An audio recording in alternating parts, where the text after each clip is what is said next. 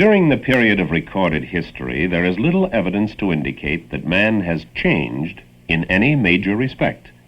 Among living creatures, he is not the strongest or the fastest, but rather a unique compromise.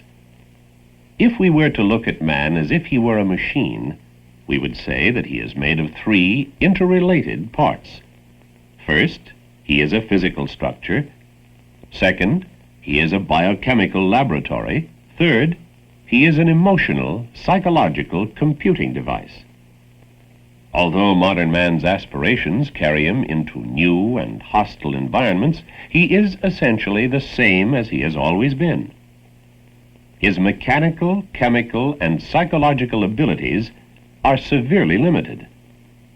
When the demands of the situation exceed these limits, man breaks down. The result? An accident. Physiological man is a ground animal, and in the early days of the American farmer, he had little reason to think about himself as a biochemical laboratory. He lived in a relatively simple civilization, and most of his needs were met by simple means. He got plenty of sunshine and fresh air. His water was good to drink, and he grew most of his own food. He put in a hard day's work, but he got plenty of rest. Except for periods of illness, when his biochemical laboratory broke down as a result of disease, he lived, at least according to some romantic versions of history, a short but happy life. But man's incredible ingenuity and his insatiable lust for pioneering changed all that. Now there appears to be more automobile exhaust and industrial waste than fresh air. The work is easier, and he gets most of it done sitting down. He has plenty of leisure time, but gets very little rest. His periods of illness are more frequent, but less devastating, and his biochemical laboratory seldom breaks down completely, but gradually wears away, so that he lives, at least according to the contemporary novel, a long but miserable life.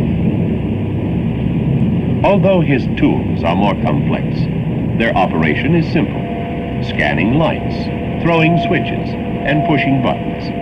The work is easier, but he lives in a highly dangerous environment. If he wants to stay alive, if he wants to prevent accidents, he must not only take technical precautions, but he must understand his own internal physiological limits. Man is highly complicated, and it would take an elaborate chemical laboratory to reproduce the biochemical actions taking place in his body. So to put it simply, when the blood is pumped through the body adequately and contains the proper chemicals, his body structures are nourished. His sensory apparatus remains acute. He can arrive at clear-cut decisions and take efficient action. If this biochemical balance is upset, dangerous inefficiency results.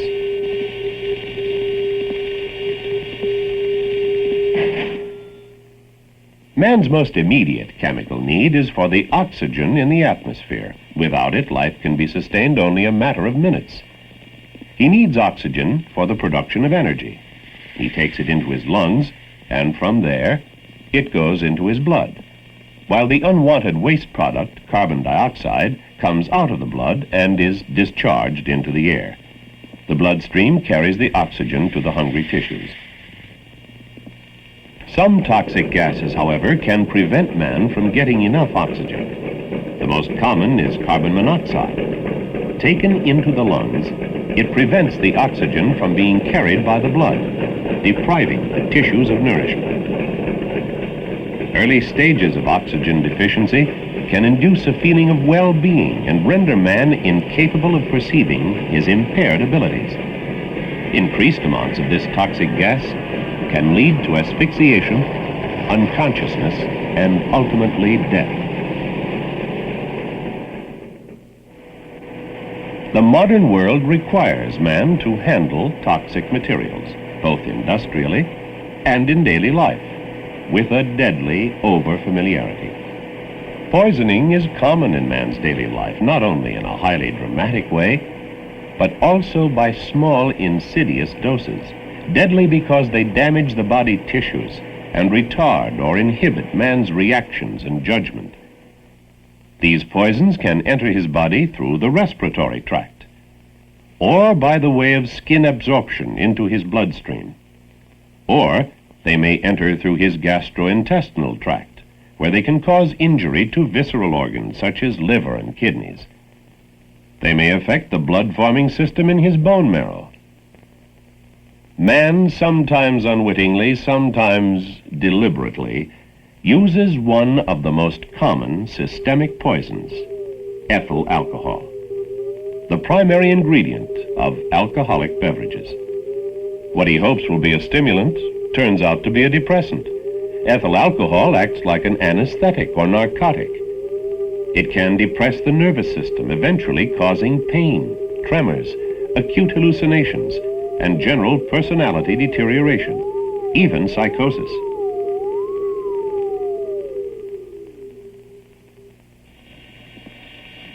Proper nourishment is essential. Without it, the tissues may become dehydrated. Waste products build up in the bloodstream with nothing to displace them. The blood flows like a sluggish stream full of mud and debris, barely moving. This reduces man's efficiency and causes errors in his judgment. Similar malfunctions of man's body can occur during illness, and even medication may be a contributing factor. And this can be further complicated by self-medication. Perhaps one of the most frequently violated limits of man is his need for rest. Fatigue probably causes and contributes to more accidents than any other single factor. Fatigue may be brought on by either too much or too little physical activity. Efficiency decreases and man tolerates errors much more readily, and even fails to see that errors have been committed. After 48 to 72 hours without sleep, the body becomes extremely inefficient. Man grows highly irritable, and he is apt to fall asleep involuntarily at any moment. Man used to work and live among rather simple external hazards, but now he ventures into more hostile environments for which he is poorly constructed. Man's body is built to function under the pressure of the atmosphere at sea level. Lack of pressure at high altitude can cause the release of gas bubbles as the liquids in his body evaporate. In effect, they boil, and this may lead to collapse. Even his breathing 100% oxygen cannot prevent it. Too much pressure creates a crushing effect, such as experienced by an astronaut under the force of great acceleration. These G-forces cause incapacitation by slowing down or stopping the flow of blood. Although excessive heat or cold can destroy body cells, man can, with the aid of his technical skill, function over a wider range of temperature than any other animal. But no matter where he exists, he must maintain a constant body temperature of 98.6 degrees. A rise of 5 degrees results in high fever, possible delirium. A rise of only 3 more degrees, and death may result.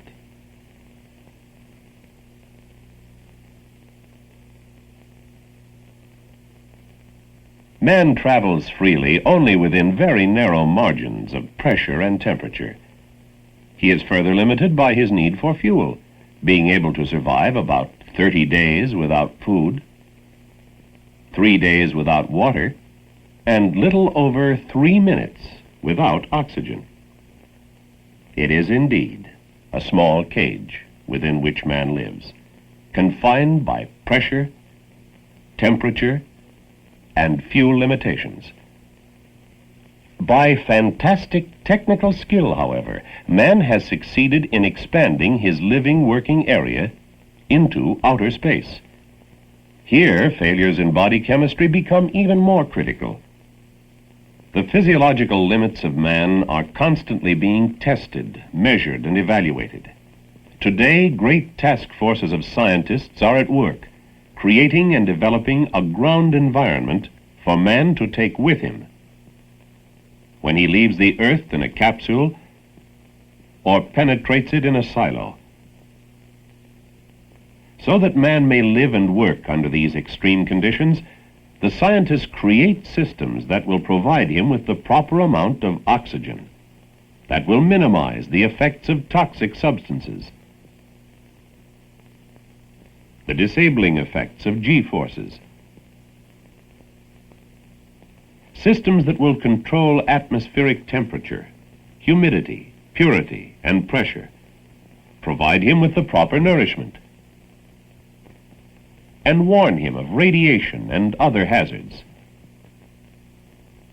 All these systems are created to arm man with the most effective equipment science can devise to prevent his physiological limits from being violated, to protect him against himself. But in spite of all the exacting scientific calculations, there will be accidents, not only here in these unique environments, but on the ground. For dangers lurk everywhere in modern civilization, and every man should know the danger areas in his own external environment. They may not look dangerous, but they are insidious. There are lethal toxic substances in paint and gasoline vapors, as well as in highly corrosive acids and missile fuels. There are dangers to the body cells from excessive heat and cold, as well as from electromagnetic equipment. Danger from oxygen and pressure in scuba diving, as well as in flying at altitudes over 10,000 feet. Danger from high pressure in a big fat aircraft tire, as well as in a skinny helium line. In an electric storm on a golf course, as well as in a silo power box. Every man should also know the dangers to his internal environment, temptations to biochemical disaster, from alcohol, from improper foods and food substitutes, from a great variety of medicines, antihistamines and tranquilizers, and fatigue. I came off a long and delayed mission, released at 2300. A message was waiting for me. My aunt and uncle wanted to see me right away. You never know whether it's serious or not, so I drove right out to their house. You see, I'm a long way from my hometown, and they feel they have to do something to keep me cheered up. They'd invited a lovely-looking girl over to meet me, and she'd been waiting here all that time. I admit it was kind of pleasant, and I enjoyed meeting her. But we sat around till 3 in the morning. I was halfway home, and I could feel myself going to sleep. But I kept saying, only 3 more miles to go. The last thing I remembered was a slow-moving, oncoming car with just one very bright light. I thought I'd pulled over to the right-hand side of the road.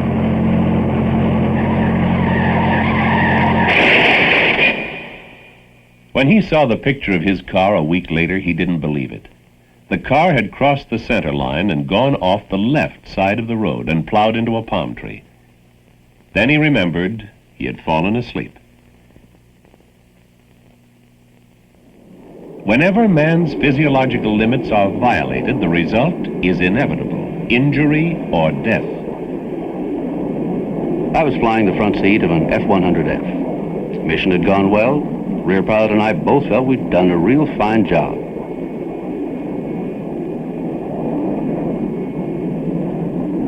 He was in the habit of taking off his mask to enjoy that well-earned cigarette. And that's what he was doing when it happened. We were at 29,000 feet when, without warning, the canopy blew. I looked back for a split second and saw his scarf blowing around. I sensed he was in trouble. I declared an emergency and let down as fast as I could.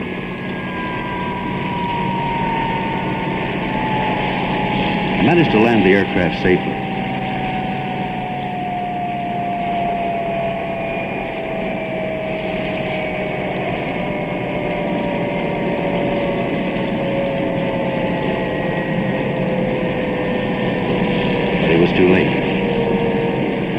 dead on arrival. Apparently, when the canopy blew, his scarf had become entangled in his headrest because of the slipstream and had strangled him to death.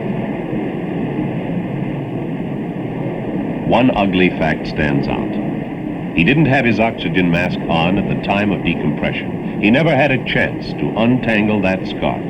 He was unconscious in less than 2 minutes from lack of oxygen. You don't have to be at 29,000 feet to suffer from lack of oxygen. It can happen on the ground. It happened to three of us, right here on this pad. We were in the process of transferring liquid nitrogen, and it's a miracle I'm still alive to tell the story. You see, you get to know your crew pretty good working on a dangerous operation like this. And you know your life may depend on the other guy. So it's understandable that in times of emergency, we're a lot more than just a team. When someone spots trouble, he doesn't say, let's go. He moves. By the time I looked around, one of my men had already gone into the tank. And I could see vapors in the air. I knew something was wrong. But before I could do anything about it, his buddy went in after him. And he didn't come out fast enough to suit me. I don't know why I didn't take time to grab an air pack, but in I went after them. There they were, both lying on the floor, knocked out. I knew I only had a few seconds to get them out.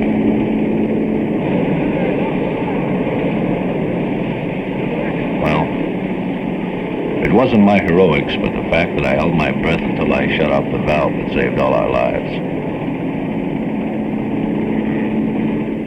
The first man in happened to be the last man out, and he was having convulsions.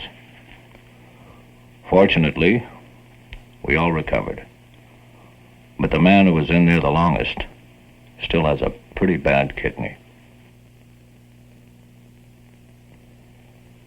None of these men wore protective equipment. The Air Force spends millions of dollars developing it, and if you don't wear it, you can be dead wrong. But even wearing the protective equipment is not enough. There's no substitute for knowledge. A man has to know the signs of approaching danger before it's too late. I was getting a backseat ride to observe some high-altitude practice intercept missions when the pilot noticed that we didn't have pressurization at about 28,000 feet. Because nothing else seemed to be wrong, we decided to continue. While passing through 36,000 feet, I felt pain at the base of my neck and a little gas in my stomach. I still thought we could go on unless it got worse. At 40,000 feet, it did. Pain shot through my shoulder and neck like a hot poker. My vision was blurred, and the gas pains doubled me up. From that point on, things went black.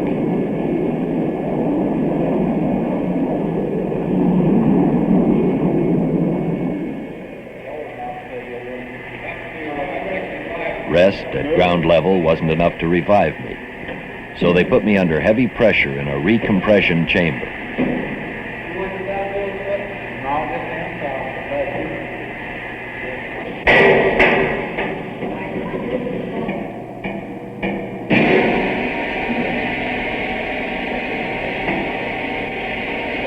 I felt almost immediate relief. Then they gradually began bringing my body back to normal pressure. 36 hours later, that chamber had saved my life.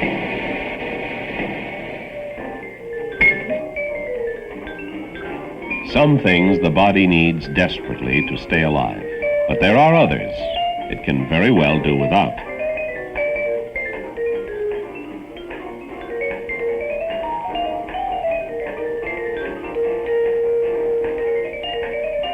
By midnight, the card game was over. We got a little restless and went into town.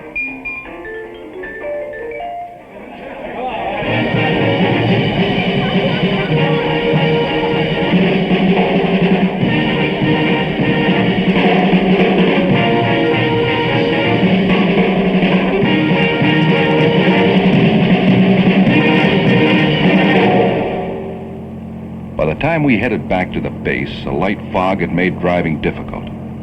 We were feeling no pain. We were traveling at a pretty good speed when several big trucks came across the bridge. Our driver moved off to the right a little too far, then crashed into the bridge foundation.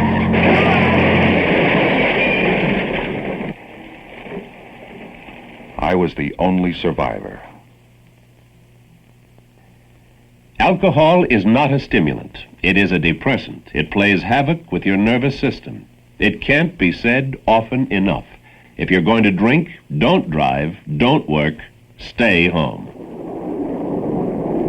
It is not enough merely to know the physiological limits. The men in this aircraft knew they were violating almost every physiological limit in the book. They were on an extended mission, and approximately 1 hour after takeoff, had experienced uncontrollable heat in the forward compartment. At times during the first 13 hours of flight, the crew was exposed to temperatures estimated at 125 to 160 degrees. It was hot, and the cockpit was like a sweltering oven. You know, the zipper on my flying suit was so hot it burned my fingers even through my gloves.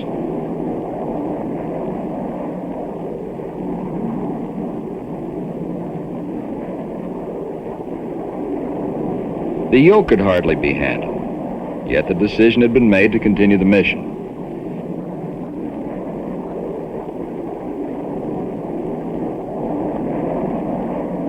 We alternated going downstairs to the navigator station to cool off before going back on duty.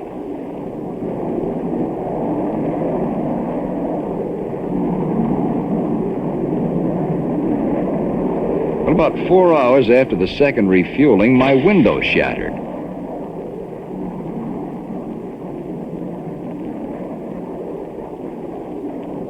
And the flight had to be continued without pressurization. Soon after that, the co-pilot began to experience severe stomach cramps. The navigator suffered intense pain in his knee, so we decided to drop down to 12,000 feet. Well, at this point, the flight was in the soup. Everybody was so worn out from fatigue that we all began making errors. A positive fix was difficult to obtain.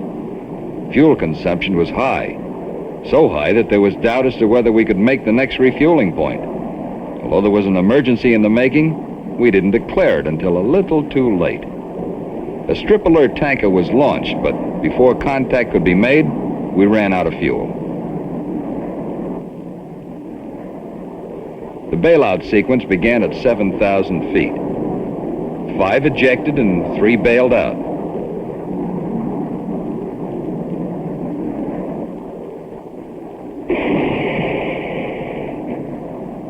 The aircraft made one complete 360-degree left turn. And crashed into a clear, flat field at approximately a 45-degree angle. Fortunately, only 2 of the men received major injuries. Cause of the accident? Physiological breakdown as a result of heat, lack of pressurization, and fatigue. We are moving into new environments all the time. There's no way back. Man will never again be solely a ground animal. We're going deeper, higher, and faster, and there's no alternative.